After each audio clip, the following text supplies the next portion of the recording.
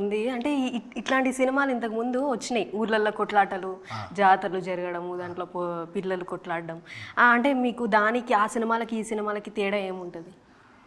అంటే కొట్లాడడం అంటే ఏదో నార్మల్‌గా ఏదో గొడవైంది కొట్టుకోవడాలు అనేది ఉండదబ్బా.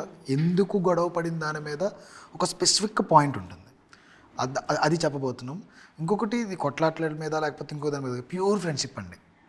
ఈ ఫ్రెండ్షిప్ డేకి ఎందుకు వస్తున్నామంటే ఈ ఫ్రెండ్షిప్ వీక్కి మనం ఆగస్ట్ 4th ఫ్రెండ్షిప్ ఆ వీక్ డేకి ఎందుకు వస్తున్నామంటే ప్రతి ఫ్రెండ్ కూడా వాళ్ళ గ్రూప్ అంతా కూడా చూసుకుని ఈ 11 మందిలో ఎవరో ఒకరు ఏదో ఒకరితో కనెక్ట్ అయిపోతారు.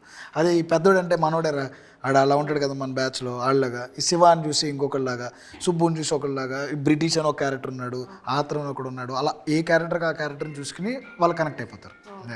అంటే ఈ మధ్య ఆడియన్స్కి సినిమాల్లో ఏదన్నా చిన్న విషయం రిలేట్ చేసుకున్నా కూడా మంచి హిట్ అయిపోతుంది. అంతే దీంట్లో 90% రిలేటబిలిటీ ఉంటుంది అనమాట. అవునా? అట్లా ఫ్రెండ్స్ ద్వారా అట్లా రిలేట్ అయిపోతుంది. అట్లనే ఇంకో సాంగ్ ఉంది, ఈ రోజులు ఆ రోజులు మళ్ళీ రావు అన్నట్టు. అసలు మస్తు సాంగ్ ఉంది, మంచిగా ఉంది అది. అంటే దాంట్లో అన్నీ మన చిన్నప్పుడు ఏమేమి ఉన్నాయో అవన్నీ ఇట్లా గుర్తు చేసుకుంటారు అనమాట థియేటర్లో. అంటే ఇప్పుడు అన్ని కంటెంట్ ఓరియంటెడ్ మూవీస్ కానీ వెబ్ సిరీస్ కానీ అన్నీ మనకు ఓటీటీలో కూడా దొరుకుతున్నాయి, థియేటర్లో కాకుండా. సో దీన్ని ఎందుకని థియేటర్ అనుకున్నారు, ఓటీటీ వైపు? అంటే ముందు నుండే థియేటర్ అనుకున్నారా లేకపోతే ఎట్లా? ఇది ఫస్ట్ నరేషన్ అప్పటి నుంచే it was suppose to be a theatrical film. ఎందుకంటే అని కాదు, ఆయన థియేటర్ ఫిలిం అనే నరేట్ చేశాను. But why I was convince that it has to be a theatrical film అంటే ఇట్ హ్యాస్ టు రీచ్, చాలా మందికి రీచ్ అవ్వాలి ఈ సినిమా.